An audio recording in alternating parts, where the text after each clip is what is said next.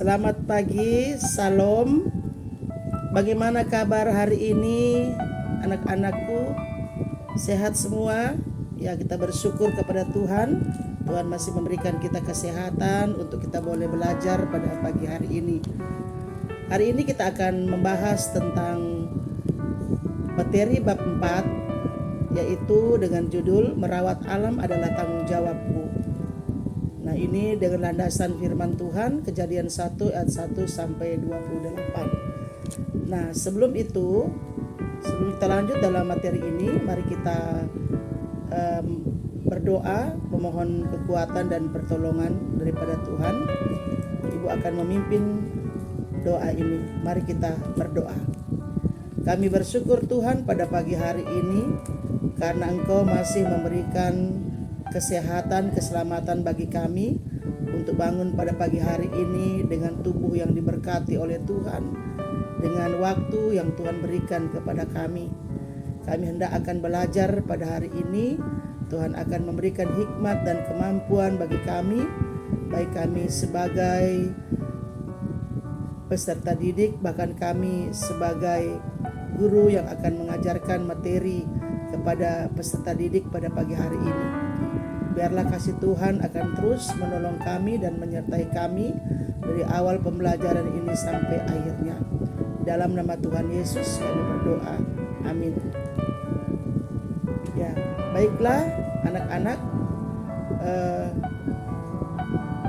yang menjadi tujuan pembelajaran kita pada pagi hari ini, yaitu setelah kita mempelajari materi ini, yang pertama kita akan mengidentifikasi, siswa mampu mengidentifikasi dampak positif dan daripada dampak positif dan negatif dari aksi pelestarian maupun pengerusakan alam yang dilakukan manusia.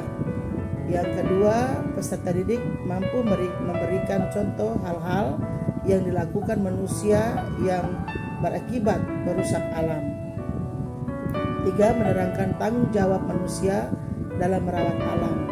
Dan empat, merencanakan kegiatan pelestarian alam bersama teman kelas dan guru.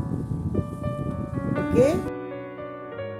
Mengawali dari pembelajaran ini, mari kita melihat terlebih dahulu Kidung Jemaat 337 yang berjudul Betapa Kita Tidak Bersyukur. Nah, kalau kita melihat syair lagu yang ada dalam Kidung Jemaat 337 ini, di sini mengandung makna betapa kita bersyukur kepada Tuhan, di mana Dia menciptakan langit dan bumi dan segala isinya, bahkan menciptakan kita manusia begitu indah dan sempurna, yang patut kita bersyukur, yang patut kita syukuri dalam perjalanan kita sebagai orang percaya kepada Yesus. Nah, mari kita melihat alam ciptaan Tuhan yang semulanya diciptakan oleh Allah begitu indah. Kalau kita melihat fakta yang ada beberapa dampak kerusakan alam. Ada beberapa dampak kerusakan alam, baik itu berupa flora maupun fauna. Nah, kita lihat ini ada gambar yang dimana hutan yang begitu lebat, ya, ditebang dengan tangan manusia, ini dirusak oleh tangan manusia, ditebang, diambil kayunya, dan ini mungkin untuk kepentingan pribadi, sehingga banyak hutan yang menjadi gundul dan tidak lagi hijau sebagaimana yang Tuhan ciptakan untuk pada suatu tempat. Lanjut. Nah, dari peristiwa hutan yang ditebang itu terjadilah bencana alam. Ketika kita merusak daripada hutan yang begitu indah yang diciptakan oleh Tuhan, kita menebangnya, maka terjadilah satu akibat, yaitu kerusakan alam, yaitu terjadinya banjir. Nah, kita bisa lihat gambar ini, anak-anak, sungguh sangat miris dan sangat memberikan satu penderitaan bagi suatu kependudukan ataupun manusia di dunia ini. Kita melihat selanjutnya, gambar selanjutnya. Nah, apa sikap kita sebagai remaja Kristen, bahkan sebagai manusia, sebagai ciptaan Allah yang kena dampak daripada tangan-tangan kita sendiri. Nah, itu tentunya kita akan mengambil sikap untuk menolong saudara-saudara kita yang kena dampak banjir bahkan dan lain-lain sebagainya. Berikutnya, tentunya dari alam yang rusak itu kita bisa mengambil satu tindakan yaitu yang disebut dengan reboisasi, yaitu penanaman kembali hutan yang ada di lingkungan kita. Nah, kita juga sebagai siswa ya, kita mempunyai peran. Jangan dikatakan bahwa kita sebagai remaja Kristen terutama kita mempunyai peran, yaitu kita punya misi juga yang harus kita kerjakan untuk memperbaiki alam yang telah rusak, bahkan juga harus menjaga kelestarian alam.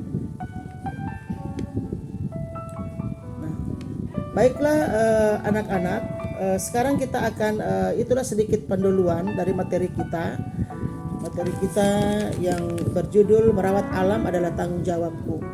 Nah, sekarang dinampakkan bagi kita, yaitu sebagaimana menjadi dasar materi kita dalam Alkitab, yaitu kita akan membaca dalam Kejadian 1 ayat 1 sampai 28. Nah, dalam Kejadian 1 ayat 1 sampai 28 ini kita dapat menyimpulkan bagaimana Allah menciptakan dunia ini dengan segala isinya yang begitu indah diciptakan alam, bahkan kita sebagai manusia yang diciptakan sebagai manusia yang sungguh sempurna dari ciptaan yang lainnya. Nah, Allah menciptakan alam itu dengan firman-Nya, dengan segala keindahannya dan kemanfaatannya dalam kehidupan kita sebagai manusia ciptaannya. Nah, itu kita melihat alam yang begitu indah yang belum dirusak oleh manusia dan dapat dikelola oleh manusia. Nah, itu kita melihat aliran sungai yang begitu sejuk ya, yang dimana manusia itu mendapatkan segala berkat-berkat yang dia butuhkan di dalam kehidupannya, seperti misalnya air minum, untuk mandi, untuk mencuci dan lain-lain sebagainya. Dan ini alam yang masih terjaga keindahannya. Nah, Tuhan menciptakan alam itu, diciptanya begitu baik. Dan sebagaimana yang kita lihat dalam Kejadian pasal 1 ayat 4, ayat 10, ayat 12, ayat 18, ayat 21 dan ayat 25. Dan kita diberikan mandat oleh Allah, yaitu untuk menjaga dan merawat daripada alam ini, untuk menjaga dan merawat daripada alam ini. Dalam kisah penciptaan ini, Allah juga memberikan mandat kepada manusia itu, yang dimana manusia itu diberikan tanggung jawab oleh Allah, yaitu untuk beranak cuculah dan bertambah banyak, penuhilah bumi dan lakukanlah itu, berkuasalah atas ikan-ikan di laut dan burung-burung di udara dan atas segala binatang yang merayap di bumi. Itu dalam Kejadian 1 ayat 28. Nah, tanggung jawab ini diberikan kepada manusia yang dikenal dengan mandat budaya. Seringkali dalam mandat budaya ini manusia itu salah memahami, yang dimana ketika Allah memberikan tanggung jawab untuk mengelola alam ini, bukan berarti memberikan peluang ketika mengelola itu untuk merusakkannya, tetapi diberikan mandat untuk mengelola itu untuk mempertahankan bagaimana mengelola dengan baik, untuk kita dapat menghasilkan berkat-berkat Tuhan dalam setiap alam itu. Nah, untuk kebutuhan yang kita akan pakai, kita minum, kita makan di alam itu, dan tanpa merusakkannya. Nah, itu maksud daripada amanat budaya ini. Nah, karena kurang pemahamannya dalam hal ini, sehingga terjadilah berbagai kerusakan alam. Sebagaimana yang sudah dijelaskan tadi, banyak kejadian peristiwa karena alam yang dirusakkan. Yaitu terjadinya tadi seperti sudah disampaikan, ada banjir bandang, ada pemanasan global, ya, ada gunung meletus, dan itu juga seperti gunung meletus, tsunami, itu karena keadaan daripada alam itu sendiri yang terjadi bencana tersebut. Tetapi kalau banjir dengan penebangan pohon, bahkan pembuangan sampah di sembarang tempat, itu adalah tindakan-tindakan manusia yang tidak bertanggung jawab terhadap memelihara alam ini. Apa tanggung jawab kita sebagai remaja Kristen terhadap pelestarian alam ini? Mari kita mau melihat daripada kisah Seth Wongor dari pemburu menjadi pelindung hutan, yaitu berada di hutan pegunungan Arfak, yaitu Papua Barat. Nah, kita sebagai remaja Kristen juga mempunyai satu tugas tanggung jawab, yaitu untuk melestarikan alam, untuk menjaga, mengelola, dan melestarikan alam. Mari kita melihat kisah daripada Seth Wongor. Seth Wongor adalah salah satu 10 penerima penghargaan lingkungan Kalpatura tahun 2020. Penghargaan ini adalah penghargaan yang tertinggi pada bidang lingkungan hidup dan kehutanan. Seth adalah sosok individu dan kelompok yang berjasa dalam melestarikan lingkungan hidup. Seth melarang untuk membunuh hewan-hewan yang ada di hutan itu. Pada tahun 1990-an, Seth dibantu oleh David. Dia menemukan Seth di hutan. Tujuannya untuk mendokumentasikan burung cendrawasih yang semakin langka keberadaannya.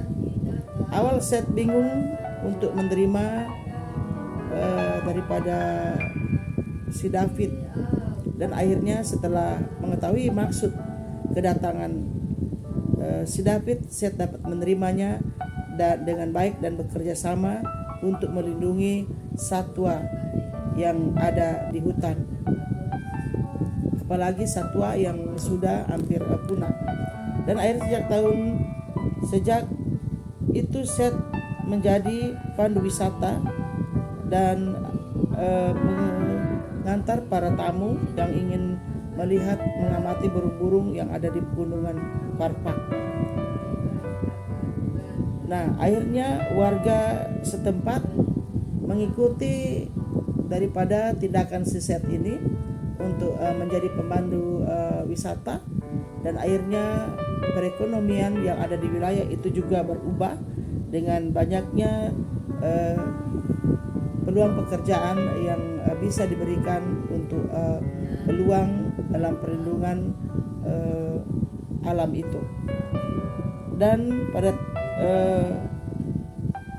saat itu pula terbangunlah sebuah tempat untuk mengamati burung-burung yang ada di pedalaman pegunungan Parpak itu. Nah, demikianlah satu kisah Seth Wongor ini bisa anak-anak lihat dalam buku cetak kita untuk dibaca lebih lengkap. Nah, itulah kisah singkat daripada Seth Wongor yang dimana dapat memberikan contoh betapa tanggung jawab yang sangat luar biasa, yang memahami benar bagaimana ciptaan Tuhan ini yang harus dipelihara, dijaga, dan dikelola, karena itu akan bisa memberikan hasil berkat-berkat Tuhan dalam kehidupan yang kita butuhkan. Lanjut. Nah, demikian pula dalam materi ini kita juga diberikan tanggung jawab, remaja Kristen mau diberikan tanggung jawab bagaimana kita bisa menjaga, memelihara daripada lingkungan sekitar kita, bahkan dunia ciptaan Tuhan ini, agar itu akan dapat memberikan satu kebahagiaan bagi kita, bahkan kita akan dapat mendapatkan satu berkat dalam apa yang kita butuhkan, bahkan apa yang kita hendak pakai, bahkan apa yang kita makan di dalam alam ini. Para materi tadi ini kita dapat menarik satu kesimpulan. Sebagai remaja Kristen, kita diberi amanat oleh Allah untuk mengelola, menjaga, dan melestarikan alam ciptaan Tuhan agar terhindar dari kerusakan, karena dari situlah kita mendapatkan apa yang kita makan dan apa yang kita pakai. Demikianlah materi kita pada pagi hari ini. Tuhan Yesus memberkati kita sekalian.